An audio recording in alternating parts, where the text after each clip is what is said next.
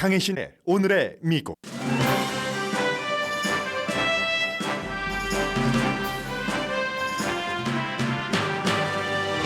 팀 스캇 공화당 예비선거 후보가 측근에게도 알리지 않은 채 사임 발표를 했습니다. 의사당 폭동 사건 당시 가장 눈에 띈 분장을 했던 폭도로 별명이 큐아난 샤먼이었던 제이콥 챈슬리가 연방 하원 선거에 출마합니다. 그는 41개월형 중 일부를 복역하고 지난 3월 애리조나주로 이송됐습니다. 트럼프 전 대통령의 큰아들은 오늘 다시 법정에 증인으로 출석합니다. 이번에는 변호팀의 증인입니다. 가자에서 가장 큰 병원이 환자와 피난민이 가득한 채 고립됐습니다. 이스라엘은 그 병원이 하마스 근거지라고 주장하고 병원과 하마스는 부인합니다. 이미 부분적으로 이스라엘 공격을 받은 병원에서는 신생아들이 숨졌습니다. 미국은 설령 하마스가 그곳에서 활동한다 해도 이스라엘이 가자 병원에서 전투하는 것을 원치 않는다고 밝혔습니다. 이스라엘 관계자들은 네타냐후를 버리고 그의 뜻과는 반대로 전쟁이 끝나면 가자 지구를 같은 팔레스타인인 자치정부가 관할하도록 하는 안을 준비 중이라고 이코노미스트가 보도했습니다. 바이든 대통령과 시진핑 주석의 회담을 앞두고 농부, 학자를 포함한 34개 그룹이 두 나라 사이의 긴장을 해소해야 한다고 촉구하는 공개 서한을 발표했습니다. 시진핑 주석과 바이든 대통령이 회담할 샌프란시스코에서 보안을 위해 벽을 설치하자 논란입니다. 샌프란시스코를 이끄는 민주당은 남부국경 이민장벽 설치는 반대하면서 샌프란시스코 벽 설치는 괜찮냐는 반문입니다. 올해 추수감사절 연휴 기간에는 5,500만 명이 여행할 것으로 알려졌습니다. 만일 이번 주 금요일 연방정부 셧다운이 해결되지 않으면 땡스기빙데이 여행은 훨씬 어려워집니다. 주택 바이어의 100%가 인터넷 서칭을 한다고 전국 부동산 협회가 발표했습니다. 여러분 안녕하십니까? 오늘의 미국 강예신입니다. 네, 지금 미국의 텔레비전, 케이블 텔레비전은 전부 다시 그 뉴욕의 트럼프 전 대통령 비즈니스 사기 재판에 대해서 이제 그 법정에 전부 가 있고요. 저는 오늘 주말 사이에 있었던 미국의 그 정치계의 뉴스를 좀 브리핑을 해드리겠습니다.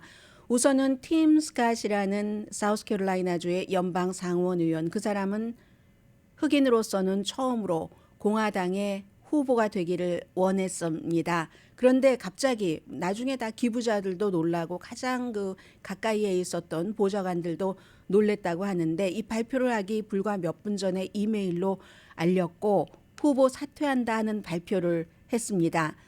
다음 달에 이제 네 번째 공화당 그 예비선거 후보의 토론이 열리는데 이번에 그 세 번째까지 들어가는데도 조금 아슬아슬하기는 했습니다. 팀 스캇이 원래 그 팀 스캇 후보는 트럼프 전 대통령이 삐걱할 때 긍정적인 메시지를 내는 사람이기 때문에 좀 그 대안으로 지켜봐야지 된다 했는데 그냥 맥없이 무너지고 말았습니다. 네 번째 토론 자격이 없다는 것은 그 전에 이제 그 사임 발표를 하는 게 수순인 것 같고요.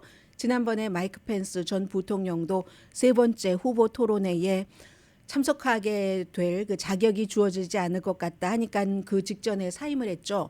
이 사람은 기금 모금은 괜찮았습니다. 팀 스캇. 그런데 여론이 받쳐주질 않았어요. 워낙에 긍정적인 메시지를 내보내다 보니까 토론할 때도 막 상대방을 서로 공격하면 비벡 라마스와미라든가 아니면 니키 헤일리라든가 이런 사람은 막 주목받고 크는데 그에 비해서 희망, 아프리칸 아메리칸이 미국에서 언제 인종차별을 받았는가, 나처럼 할아버지가 그 농장에서 노예로 일했는데 할아버지가 살아계시는 동안 연방의원, 의회까지 하지 않느냐. 미국은 흑인 인종차별 없다. 이런 희망의 메시지 가지고는 어림없었던 겁니다. 그래서 결국은 이제 사임하게 됐고요. 사임하면서 이제 58살밖에 되지 않았기 때문에 다른 사람들이 나이가 너무 많아서요. 80세 아니면 70대 말 이렇게 되니까 기회를 보는 거죠. 역시 공화당으로서 팍스와의 인터뷰에서 본인이 가만히 얘기를 들어보니까 너무나 소중한 공화당 유권자들이 지금은 때가 아니야 팀 뭐 이렇게 얘기를 했다 하는 얘기를 하고요. 전반적인 지지율이 한 4%밖에 되지 않았습니다. 아무도 지금까지 같이 경쟁해왔던 후보를 지지하지 않았고 나는 대통령 되기 위해서 나섰지 뭐 부통령 누구의 부통령 후보가 되고 싶지는 않다 이 정도 얘기했습니다. 그러므로 이제 다음 달에는 니키 헤일리 사우스캐롤라이나주의 주지사 전 유엔 대사 그리고 비벡 라마스와미는 아마 뭐 중간에 떨어져 나가겠죠. 그리고 크리스 크리스티 뉴저지 주지사와 또 한 사람 런 디센티스 이제 4명이 남았으니까 조금 단촐하게 다시 후보 토론을 할 수 있을 것 같지만 별로 인기 없을 것 같습니다. 지금으로서는 모든 사법 리스크에도 불구하고 트럼프 전 대통령이 공화당의 후보가 될 가능성이 굉장히 높아 보이고요. 크리스 크리스티 뉴저지 주지사가 지금 남아있는 4명 가운데선 가장 뭐라고 하나요? 정치적으로 좀 많이 세련된 사람이기 때문에 이스라엘을 방문하겠다라고 발표를 했습니다. 이건 이스라엘을 굉장히 전폭적으로 지지하겠다는 뜻을 얘기할 것으로 알려졌고요. 그래서 이제 이게 가장 큰 뉴스였고 그리고는 민주당에서도 이제 뭐 녹색당에서 질 스타인이라는 후보도 공식적으로 후보로 나간다 했고 또 다른 후보들도 있고 무소속의 후보들도 있고 해서 누구는 바이든 대통령에게 해가 되고 예를 들어서 그 로버트 케네디 주니어 같은 경우 지금 무소속인데 그 사람이 워낙에 뭐 환경법 전문 변호사였지만 그래서 젊은 사람들이 좋아합니다. 그리고 또 음모론을 믿는 사람들이 좋아합니다. 뭐 백신에 반대한다는 등의 음모론자이기 때문에 따라서 이 사람이 민주당에서도 만족하지 못하고 공화당에서도 만족하지 못하는 사람들을 끌어들여서 심지어는 지난주에 발표가 된 뉴욕타임스와 시에나 칼리지의 공동 여론조사 결과 격전지 6군데 가운데서 5군데에서 트럼프 전 대통령이 이겼다고 바이든 대통령과 겨룰 때 그렇게 나왔잖아요. 그런데요. 여기에 로버트 케네디 주니어를 딱 집어넣으면 로버트 케네디 주니어가 뭐 좀 무당파거나 아니면 45세 미만에는 굉장히 인기가 높기 때문에 이 사람을 딱 들어가서 3자로 하면은 트럼프 전 대통령이 이기는 곳이 없습니다. 그 정도로 되니까 이번에는 다른 때와는 달리 이 대선에서 로버트 케네디 주니어를 포함해서 많은 한 서너 사람이 있습니다. 영향력을 미칠 만한 민주당도 아니고 공화당도 아닌 것으로 출마를 하는 또 지난주에 나는 재선에 출마하지 않습니다라고 발표를 한 민주당의 조 맨신 연방상원 의원도 노 레이블이라는 또 다른 민주당도 공화당도 아닌 그 뭉친 사람들 속에서 후보가 될 수도 있고 해서 일부는 트럼프 전 대통령에게는 마이너스고 로버트 케네디 주니어가 막 떠오르는 거는 트럼프의 음모론자 지지자들이 다 그쪽으로 또 빠져나갈 수가 있으니까 그러나 질 스타인을 포함한 또 몇몇 사람은 바이든 대통령에게 마이너스입니다. 현재로서는 어떻게 될지 알 수 없고 바이든 대통령이나 트럼프 전 대통령이 전부 나이가 많고 트럼프 전 대통령은 사법 리스크 때문에 요즘에 스트레스가 이만저만이 아닙니다. 여기저기서 연설만 하면 말 실수를 굉장히 많이 하고 해서 건강에 걱정하는 사람들이 많기 때문에 지금으로서는 미국의 그 대선 후보가 뭐 바이든 트럼프로 거의 확정됐다 하더라도 알 수 없는 상황이다. 이제 이 정도요. 그리고는 이건 뭐 큰 뉴스라기보다는 야, 미국은 이런 나라네 하는 것을 보여주는 것. 여러분들 기억하실 겁니다. 다른 내용은 다 잊어버렸어도 의사당 폭동 사건에서 막 뿔을 달고 얼굴에 페인트 칠을 하고 그리고 그 분장 뭐 아주 독특한 그 뿔머리 장식 기억나시죠? 옷 우통 벗고 그렇게 해서 누구보다도 의사당 폭동 사건에서 앞장서서 들어갔었던 본인을 뭐 처음에는 사람들이 다 큐안한 샤먼이라고 얘기를 했죠. 나중에는 큐안한 음모론과 엮이는 것을 싫어한다는 것을 변호인을 통해서 발표를 했지만 본명은 제이콥 찬슬리입니다. 35살밖에 안 됐어요. 애리조나주 연방 하원 의원 선거에 출마한답니다. 미국이 정말 뭐 민주주의 국가라고도 할 수 있고 독특한 나라입니다. 2024년도 자유당 후보로 연방 그 선거 하원 그 8지구입니다. 애리조나 선거에 출마한다고 서류를 접수를 했다고 하거든요. 이 사람이 본인이 유죄를 인정을 했어요. 이 바이든이 대통령이다 하는 것을 그 절차를 방해한다 한 것에 대해서 본인이 이제 그 유죄를 인정을 하고 일찌감치 그 형량을 선고받았죠. 41개월. 그리고 41개월을 복역하던 27개월째에 애리조나주로 보내졌죠. 말하자면 이제 어떤 그 뭐라고 말씀드려야 되나요? 조금 좀 정화하는 halfway 하우스, 사회복귀 훈련 시설이라고 할까요? 남은 형기는 이제 그 정도로 해서 사회복귀 halfway 하우스로 연방 그 감옥에서 복역을 하다가 27개월 하고 풀려났습니다. 올해 3월. 그러면 이제 이제 뭐가 이제 되는 거죠. 그런데 이게 연방법과 애리조나법이 또 달라요. 애리조나에서는 이게 중범이었기 때문에 중범자는 형량을 다 형기를 마치고 나서 그 다음에 이제 그 민권이 회복될 때까지는 투표도 하지 못하게 돼 있거든요. 근데 이 사람은 주 의원 선거에 나가는 게 아니잖아요. 그래서 연방 하원 의원 선거에 나가기 때문에 연방 헌법은 중범죄라도 감옥에라서라도 출마할 수 있다. 이게 지금 트럼프 전 대통령에게 해당되는 거잖아요. 그리하여 이 제이콥 챈슬리라는 그 큐아난 샤먼이 연방 하원 의원 선거에 출마한다. 나중에 판사에게 막 빌었어요. 변명의 여지가 없다. 내가 의사당에 그렇게 들어간 것은 뭐 난 변명할 것도 없고 선처를 바란다 하고 41개월 징역형을 받고 복역을 했었던 사람입니다. 그리고는 이제 이번 케이스는 오늘 지금 뉴욕의 법원에서 열리는 피고의 변호인 측의 증인 신문입니다. 지난주에는 트럼프 전 대통령과 뭐 두 아들과 한 2주일에 걸쳐서 있었네요. 이방카 트럼프가 전부 판사가 이미 판결을 한 겁니다. 트럼프 가족은 뉴욕에서 비즈니스를 사기로 했다. 마음대로 그 자산을 부풀리고 줄여서 굉장한 이득을 봤다 하는 것에 대해서 그렇다라고 판결을 내렸습니다.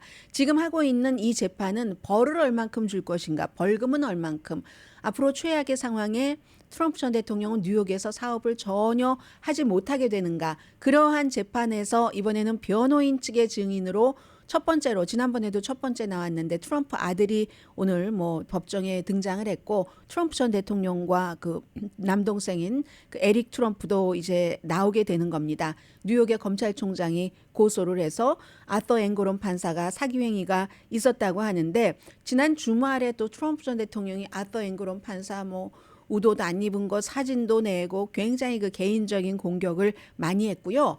변호팀이 포커스를 둘 것은 딱 한 가지입니다. 아니, 그래서 이 트럼프 가족에 의해서 대출기관이 누가 손해를 봤는데 손해본 사람 없잖아. 그 당시에 대출기관이 트럼프 이 가족과 관계를 맺기를 굉장히 원했었다. 이것 하나고, 두 번째는 그 회사 트럼프 파운데이션이라는 회사가 설령 잘못이 있다 할지라도 트럼프나 트럼프 아들들은 아무 잘못이 없다.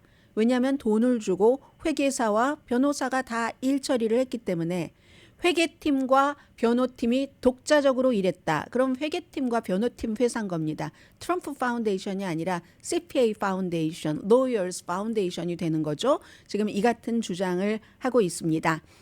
근데 이건 이제 민사기 때문에 뭐 감옥 가는 거와 아무런 상관도 없고요. 다른 이제 세계, 플로리다에서의 기밀 서류, 그리고 워싱턴에서의 그 의사당 폭동 사건과 관련된 것, 조지아주에서의 역시 선거 개입, 이 세 개의 재판이 굉장히 트럼프 전 대통령으로서는, 정치인으로서는 중요한 재판이고, 사업가로서는, 그리고 본인의 레가시는 정치인보다는 사업가로서 더 강하잖아요. 그래서 사업가로서의 레가시, 어느 정도 타격이 올 것인가는 이번 그 뉴욕의 재판으로 돼 있어서 이제 다른 재판들을 보면서 미국 선거가 어떻게 진행이 될까도 연결이 될 것 같습니다.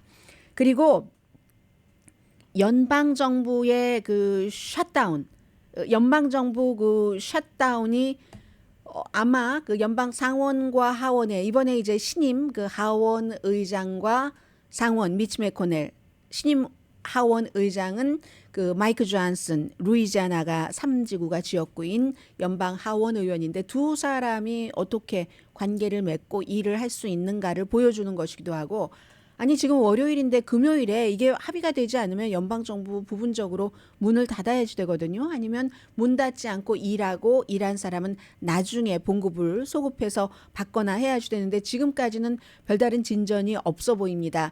더군다나 이제 땡스기빙 데이가 다음 주 목요일이기 때문에 다음 주 수요일부터는 대규모 이동이 있잖아요. 이동이 있는데 이번 주에도 마찬가지로 이동이 있고 그런데 이제 거기에서 연방 정부가 셧다운되면 어마어마한 그런 혼란 같은 게 옵니다. 그건 이제 뒤에 말씀을 드리겠고요. 지금 마이크 존슨 신임 하원 의장이 이것보다 그 바이든 현 대통령 탄핵을 먼저 이제 수순으로 밟았었잖아요. 그리고 나서 주말에 내놓은 안이 두 개입니다.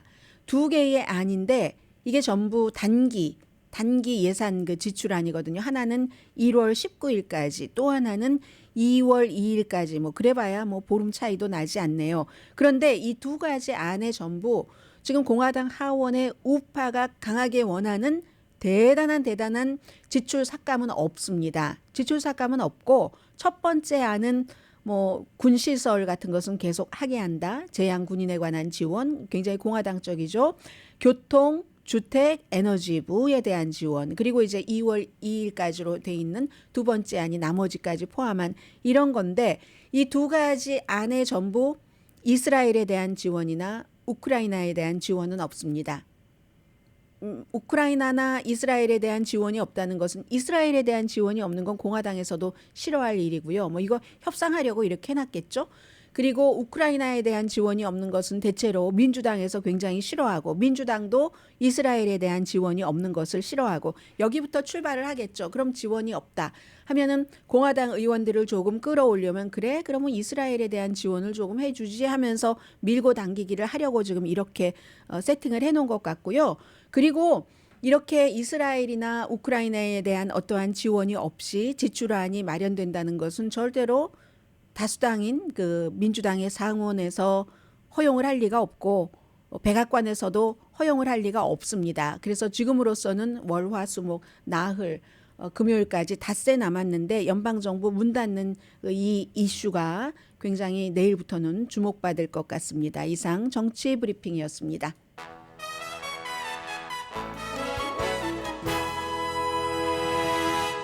지금 텔레비전에요. 이제 화면이 뭐 여러 개가 있는데 그 가운데 하나가 CNN인데 Inside Politics의 데나 배쉬라는 주말에 State of the Union의 앵커가 나왔습니다. 데나 배쉬가 주이시입니다. 지난 주말에 네타냐후와 인터뷰를 했는데 주이시라는 것보다는 저널리스트라는 것을 앞세워서 한 인터뷰였고요. 잠시 뒤에 이스라엘 하마스 전쟁에 관해서 보도를 해드리겠습니다. 제가 제일 재밌게 읽은 전쟁 소설이 도쿠가와 이에야스입니다. 그리고 물론 토지라는 소설의 중간중간에 전쟁도 있고 전쟁사도 있고 하지만 그 도쿠가와 이에야스나 토지는 과거의 일이었고 그게 이제 문학적인 감성에 많이 이입이 되는 거고 지금 이스라엘 하마스 전쟁은 앞으로도 한참 갈 것 같고 오히려 우크라이나, 러시아의 전쟁보다는 더 많은 것을 생각하게 하는 더 인류 보편적인 어떤 공통점이 있는 그런 그 전쟁 스토리 같습니다. 잠시 뒤에 전해드립니다. 라디오 서울 방송 오늘의 미국 듣고 계십니다. 네, 지금 마지막 광고 듣다가 생각이 났는데요. 전쟁 소설 가운데서 제일 재밌게 읽은 거 중요한 것 하나를 빠뜨렸네요. 그 중요한 것은 삼국지를 빠뜨렸어요. 근데 삼국지는 통일하는 과정이고 도쿠가와 이에야스 토지와는 조금 다른 그런 분위기가 드는데 지금 이스라엘 하마스 전쟁에 대해서는 런던에서 주말에 30만 명이 친팔레스타인 시위를 하고 프랑스 파리에서는 10만 명이 친이스라엘 시위를 할 정도로 굉장히 분열됐습니다. 미국의 국무부에서는요. 국무부의 국무장관이 주이시라서 이스라엘을 굉장히 강하게 뭐 주이시라서 그런 건 아니겠지만 그것도 포함되겠죠. 아니겠지만은 아니겠죠. 굉장히 비호를 했다가 나중에는 지난주에는 팔레스타인 사람들이 너무 많이 숨졌다. 이거는 이제 대칭 비대칭 구조를 말하는 겁니다. 전쟁법에 있어서 인도주의적인 법이나 너무 많은 사람을 이쪽이 희생된 것과 이쪽이 희생된 것 너무 많이 숨졌다라고 얘기를 했잖아요. 미국의 국무장관으로서. 그래서 국무부에서는 바이든 행정부가 이스라엘에 대해서 어떠한 정보를 발표를 할 때도 너무나 편파적으로 발표를 한다 하는 내부의 반발의 문건이 많이 돈답니다. 백악관 내부에서도 젊은 사람들은 마찬가지 바이든 대통령이나 또 부통령의 남편이 주이시잖아요. 이런 사람들과는 의견이 다른 미국 내부의 분열도 있는 거죠. 그런데 미국은 지금 이렇게 보면은 어느 정도 균형을 좀 잡아가는 것 같거든요. 바이든 대통령도 굉장히 개인적으로도 그렇고 미국의 정책적으로 친이스라엘이긴 하지만 이게 이스라엘이 도를 넘는 것 같네라고 생각을 하면서부터는 뭔가 다잡고 그리고 잠시 뒤에 전해드리겠지만 영국의 이코노미스트는 이미 이스라엘 내부에서 벤자민 네탄야후 이후를 다 그 기획을 하고 있다는 얘기거든요. 그것도 빠른 시일 안에 이게 이제 미국의 승인이 없으면 그렇게 될까 싶지 않고요. 그래서 그처럼 굉장히 많이 서로 찬반이 있는데 지금으로서는 시간이 가면 갈수록입니다. 제가 처음에 말씀드렸던 것이 전문가들의 정확한 그 시선을 여러분들께 전해드린 거기 때문에 틀리지 않습니다. 시간이 갈수록 이스라엘에 불리해집니다. 전쟁의 도덕성이라는 것이 있기 때문에 이스라엘이 이스라엘 국민을 안전하게 지킬 권리가 있습니다. 그리고 의무도 있습니다. 하마스를 부숴서 다른 레바논의 헤즈볼라라든가 기타 등등의 테러 그룹에게도 경종을 울리고 그렇게 할 수 있는 의무도 있기는 있지만 자국민을 보호하기 위해서 남의 팔레스타인 나라도 아직 없지만 땅만 뺏기고 나라는 없는 팔레스타인 주민을 그토록 죽게 해도 되는가? 이 어느 정도까지 희생해야 되는가? 도를 넘었다고 보는 사람들이 굉장히 많고 이게 이제 도덕적인 의문으로 이어지면서 세계 모든 사람들이 생각을 하는 겁니다. 더군다나 이 케이스는 처음부터 팔레스타인이 이스라엘을 공격한 게 아니라 이스라엘이 가만히 잘 살던 팔레스타인 땅에 와서 48년도에 나라를 세우고 니들 다 나가 해서 뭐 요르단이다 이집트로 뿔뿔이 흩어지게 하고 집 같은 거 다 잃어버리게 하고 그리고는 유랑민으로 살다가 지금은 완전히 그 심지어 이스라엘의 아주 저명한 사람들도 그건 캠프다 난민촌이다 가자 지구는 거대한 이스라엘이 그 딱 막아놓은 그렇게 얘기를 할 그 정도기 때문에 처음부터 팔레스타인이 이스라엘을 공격한 게 아니라 이스라엘이 팔레스타인을 내몰고 숨조차 쉬지 못할 정도로 내몰았기 때문에 48년 이후에 일제 36년의 2배가 넘습니다. 75년을 그렇게 살아온 뒤에 괴물 같은 하마스가 만들어졌고 그 하마스를 네타냐후는 만들어지길 원했습니다. 팔레스타인의 아주 정상적인 온건한 사람들을 누르기 위해서 그렇게 해서 그 하마스가 이스라엘을 섬멸하겠다고 이스라엘 남부로 쳐들어가서 잔혹행위를 했고 그 잔혹행위에 대한 이스라엘의 보복인데 하마스의 그 태동부터 이스라엘이 책임이 있다고 보는 사람들이 많습니다. 날이 가면 갈수록 그 같은 사람들의 역사에 대한 지식이 늘어나게 되죠. 그러면 이스라엘에 대한 지지가 줄어들 수밖에 없습니다. 특수한 이익 집단이라든가 아니면 종교적으로 너무 고루한 사상을 갖고 계시는 분들을 제외하고는 그리고 이제 피난민도 5만 명 넘게 있다는 이게 지금 완전히 화약고인데요. 알시파 가자 지구의 가자시 조금 약간 동쪽 아니 중앙에서 북쪽이죠. 가자시에 있는 그 큰 병원의 사무국장이 사흘 동안 우리는 물이 없었고 병원은 더 이상 기능을 하지 못합니다. 마지막 발전기의 연료는 토요일에 바닥이 났고 3명의 조사나 숨졌습니다. 다른 환자 4명도 숨졌고 병원의 비극이 시작되는 진행 중입니다. 그리고 39명의 신생아도 먼저 간 3명의 조사나의 뒤를 따를 차례입니다.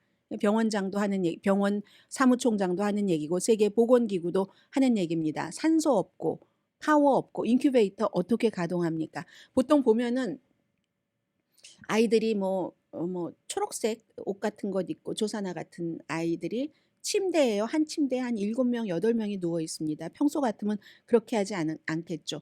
연료가 없으니까 아이들을 따뜻하기 위해서 살아있게 하기 위해서 온갖 일을 다 하고 그리고 다른 북부의 2군데 병원은 이스라엘 공습으로 문을 닫았습니다. 그리고 지금 이 알시파 병원 주변에는 치열한 전투전이 벌어집니다.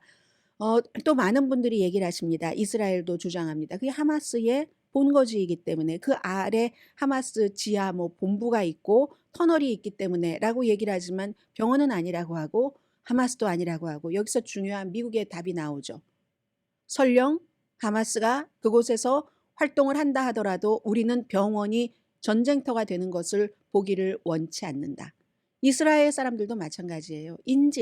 인질이 그 안에 있을 수도 있잖아요. 예를 들어서 그 이스라엘이 쫓고 폭파하고 하려는 입구를 봉쇄해서 사람들 다 거기서 죽게 하는 그 안에 인질들이 지금 있을 수도 있기 때문에 지금 이 상황인 거죠. 그리고 너무 피해의 숫자가 비대칭이기 때문에 데나 베시가 CNN에 앵커가 인터뷰를 했습니다. 벤자민 네탄야후를.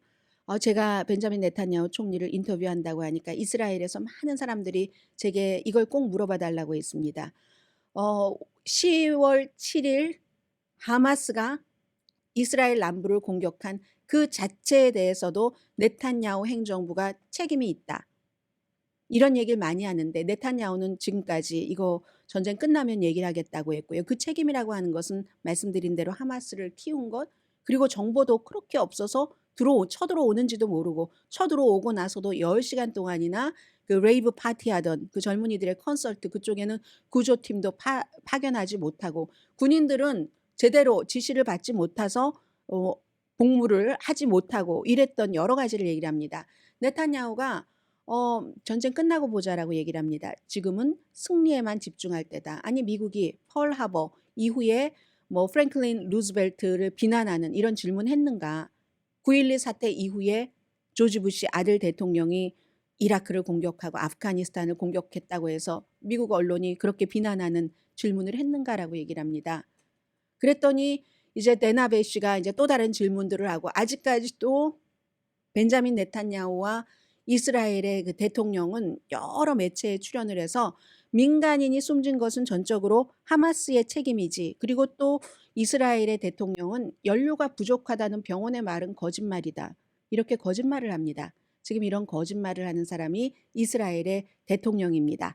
그리고 이제 하마스를 예를 들어 다 제거를 한다 할지라도 이런 상황에서는 하마스가 늘어나면 늘어나지 또 다른 이름이라고도 부를 수도 있겠지만 그게 줄어들겠습니까? 본인 가족들이 70명, 80명 숨진 사람들도 있다고 하는데 그래서 전쟁에서의 도덕성이라는 게 참 가늠하기가 힘들지만 어느 정도 숫자의 대칭이라는 것도 있어야지 되고 강도 같은 것 그러니까 너무 강해도 안 되고 이스라엘로서도 공격의 수위가 너무 약해도 안 되고 이게 참 어려운 문제인데 지금 이스라엘은 이미 미국이 지지하는 그 입장에서는 멀어지는 것처럼 보입니다. 그럼 지금부터 이스라엘 하마스 전쟁이 좀 어떻게 될 것인가 하는 것을 대체적으로 예상해 볼 수 있는 기사가 하나가 이코노미스트에 실렸습니다. 지상전이 지금 한 2주일 됐습니다. 이스라엘의 딜레마가 깊어지는데 도대체 우선순위를 어디다가 둬야지 되지? 빅토리 벤자민 네타냐후가 미국 CNN 방송의 주이시 앵커 데나 베시와 인터뷰에서 얘기한 것처럼 아니면 팔레스타인 민간인 사상자 이건 이제 이스라엘 관점에서 볼 때 너무 사상자가 많으면 이스라엘을 지지하는 힘이 이미 약해졌는데 더 약해질 테니까 이스라엘 혼자는 할 수가 없는 일입니다. 이 일이 무기가 됐건 아니면 정세가 됐건 아니면 인질을 맨 앞에 세워야지 되는가? 아마도 미국과의 관계? 이 우선순위를 아직 정하지 못한 듯 보이거든요.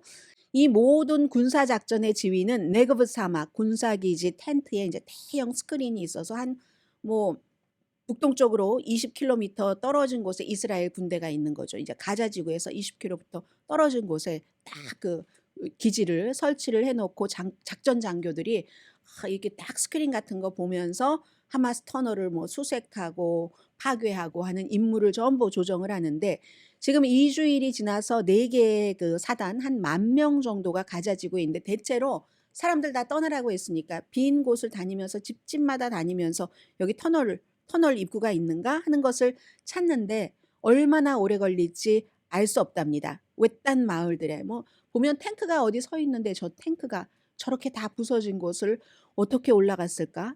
정말 신기할 그럴 정도이거든요.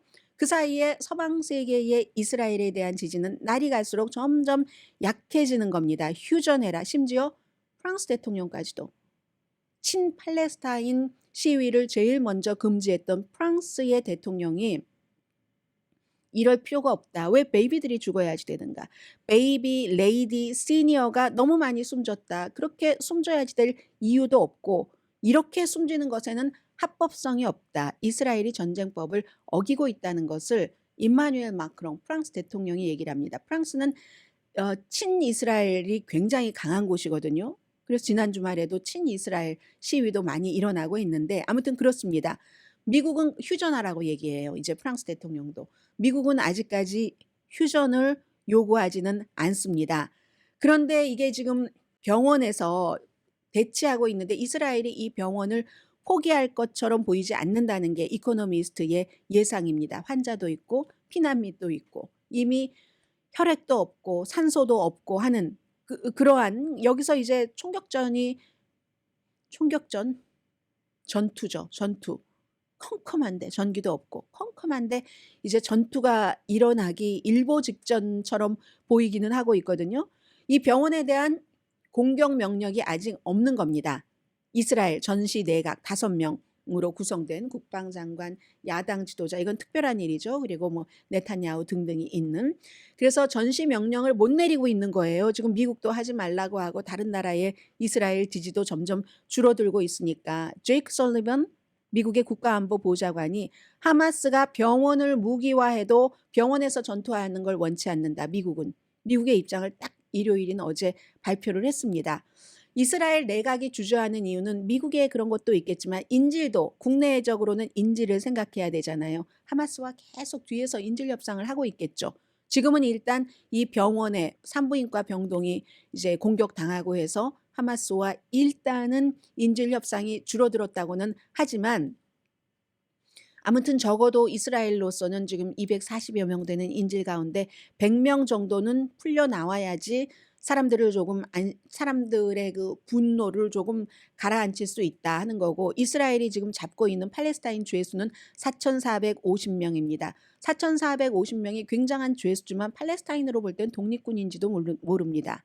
팔레스타인의 입장으로 볼 때는. 그래서 최종적인 회담은 정치 지도자, 하마스의 정치 지도자 야히와 시누아르와 하게 될 겁니다.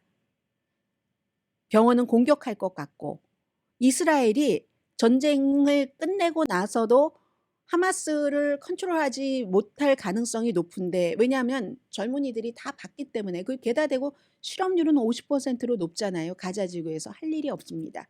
그래서 이제 그러려면 뭐 국가는 아직 아니지만 우리 민족이라도 살리자. 나도 살자. 어차피 죽는 거 뭐 배고파서 죽나 이렇게 죽나 이러면서 더 젊은 전투사들이 늘어날지도 모르죠. 그래도 벤자민 네탄야후는 우파의 정권 유지를 우선으로 생각하고 있기 때문에 이걸 예전에 이자크 라빈처럼 좀 온건하게 원래 팔레스타인 땅을 이스라엘이 들어가서 팔레스타인 사람을 쫓은 거니까 팔레스타인도 같이 살아보자. 2개의 국가잖아요. 이게 미국도 원하는 거고 그렇게 하려고 해서 뭐 캠프 데이비드에서 협상도 하고 하다가 네타냐후와 같은 우파에 의해서 암살당하잖아요. 이자크 라빈이.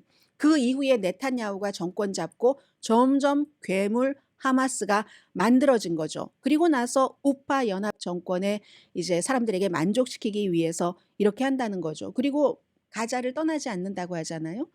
하마스를 다 잡고 나서도 예전에 2005년도에도 도저히 거기 있을 수가 없어서 정착민까지 다 철수를 했던 이스라엘인데 미국 원하지 않습니다. 팔레스타인은 팔레스타인이 하는 게 맞다 하고 서안에 있는 팔레스타인 자치정부 수반들이 가서 일해 주길 원하지만 이스라엘은 우파적인 것에 정권을 더 권력을 지금 더 생각한다고 보는 겁니다.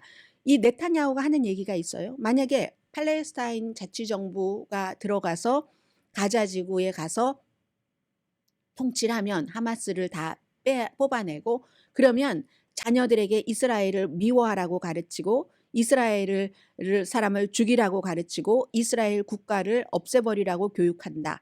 그래서 팔레스타인 자치정부가 들어가면 안 된다 하는데 그럼 그렇게 75년 동안이나 학대를 받은 그런 학대를 한 이스라엘을 예뻐하라고 가르칠 그럴 민족이 어디 있겠습니까?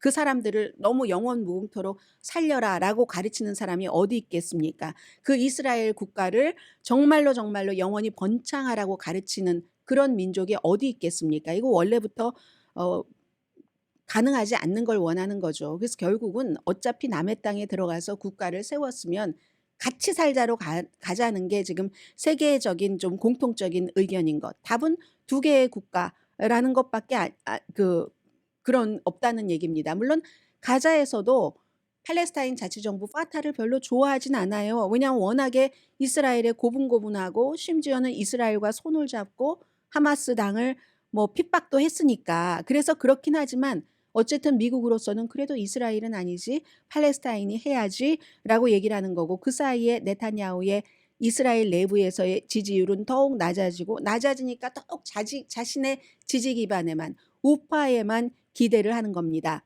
그래서 이코노미스트는 여러 가지 사인을 보면은 아마도 벤자민 네타냐후가 그 총리실을 나가야지 될 날을 재촉하는 것 같다. 지금 하는 것을 보면 이스라엘 관계자들은 이미 조용히 가자를 팔레스타인 자치정부가 컨트롤하는 안을 수립 중이다. 네타냐후 배제하고, 뭐 이코노미스트가 아무런 근거 없이 이런 얘기를 썼다고 생각하지는 않습니다. 미국이 지금 이렇게 원하고 있다는 거잖아요. 벌써 한 3주일쯤 전에, 2주일쯤 전에 폴리티코 등이 보도를 한 내용입니다. 처음에는 바이든 대통령이 앞에서 막 이렇게 격려도 하면서 그래 권리가 있어 하면서 뒤에서는 그래도 좀 살살해야지 했는데, 그 살살이 아니라 균형이 맞지 않으니까 도가 지나쳐서 하마스를 키웠고, 도가 지나쳐서 결국은 미국으로부터도 벤자민 네타냐후는 버림을 받는 것처럼 보입니다. 잠시 뒤에 경제 뉴스 전합니다.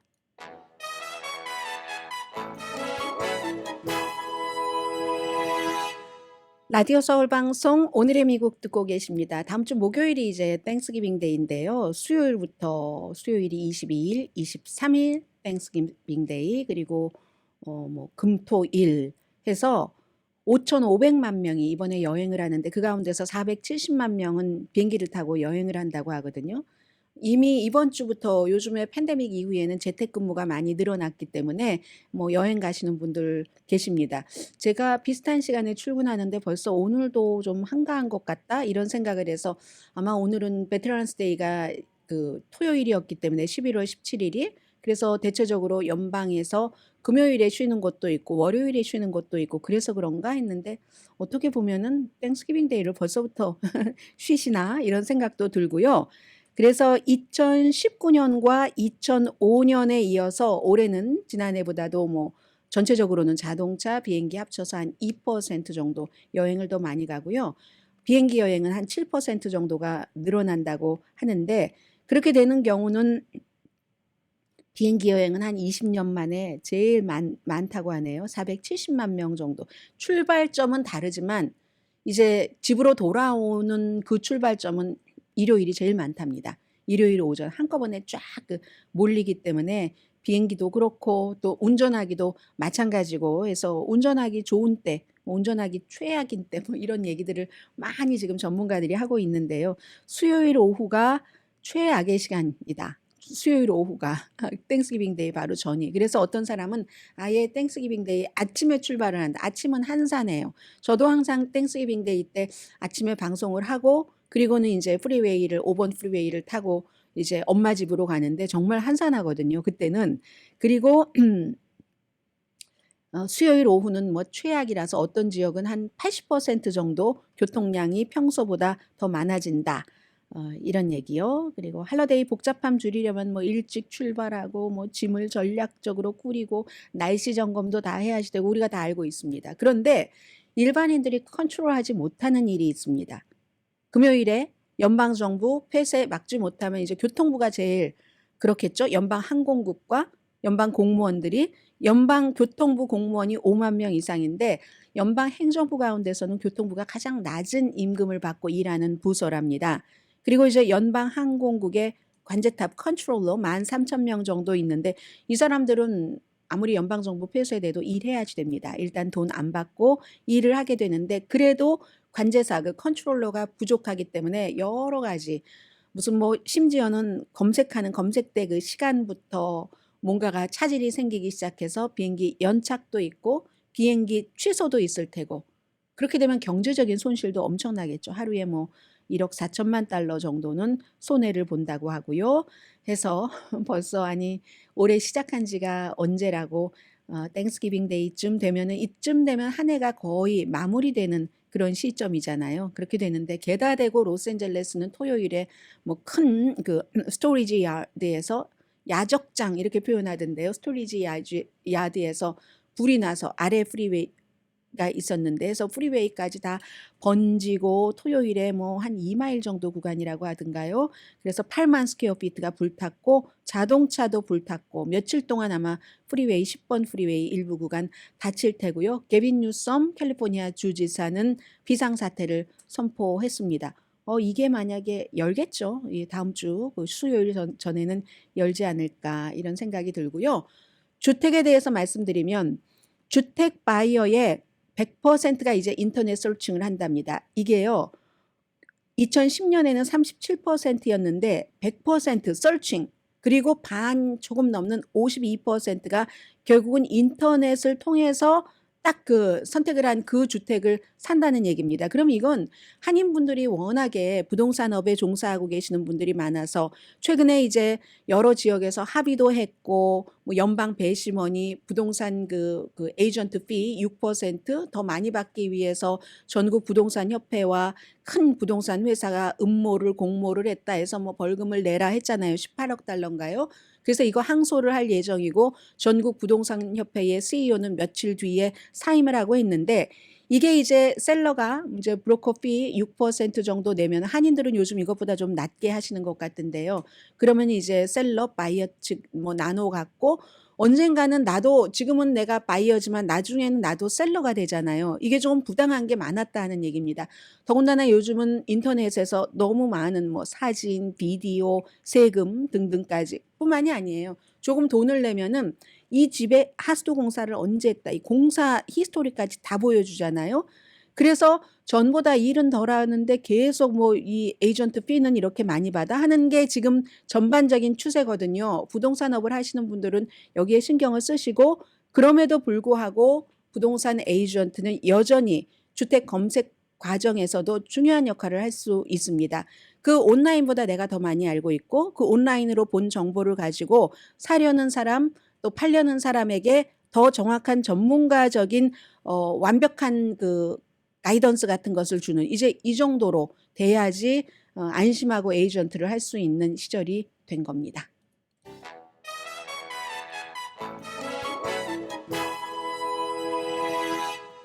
시간이 얼마 안 남았네요. 미국의 농민, 학자 그리고 여러 분야에서 일하는 사람들은 시진핑 중국 국가주석과 바이든 대통령의 회담에서 좀 긴장을 베이징과 워싱턴이 낮춰주기를 원합니다. 그래서 34개의 그룹이 그러한 것을 원하는 공개 서한을 썼거든요. 물론 이제 워싱턴 DC에 있는 띵크탱크 퀸시 인스티튜트, 퀸시 대통령 그 이름을 딴 거기서 농부, 노동자, 교육자, 과학자, 기후변화에 대해서 일하는 사람, 제향군인 등등 이 미국과 그 중국이 같이 여러 가지 일을 해서 평화 쪽으로 가야지 불안정한 관계는 과학, 문화 협력, 특히 이제 농민, 중국이 굉장히 중요하잖아요. 수출 국가로서 다변화해도 중국은 아직 버릴 수 있는 곳이 아니기 때문에 그렇다. 그리고 이민자 그룹도 마찬가지였고요. 샌프란시스코의 시진핑 중국 국가주석 등등 해서 보완한다고 이 철로 이렇게 얼마인가요? 벽을 세웠거든요. 그랬더니 보수에서 아니 남부의 장벽은 안 된다면서 거기에 장벽은 돼? 게빈 뉴섬도 민주당이고 낸시 펠로시도 민주당인데 민주당이 이렇게 이율배반적이야라고 비난을 하고 있더군요. 영국에서요. 리시 수낙 총리가 전에 총리를 했던 데이빗 카메룬을 다시 외무장관으로 불러들였습니다. 강희신이었습니다.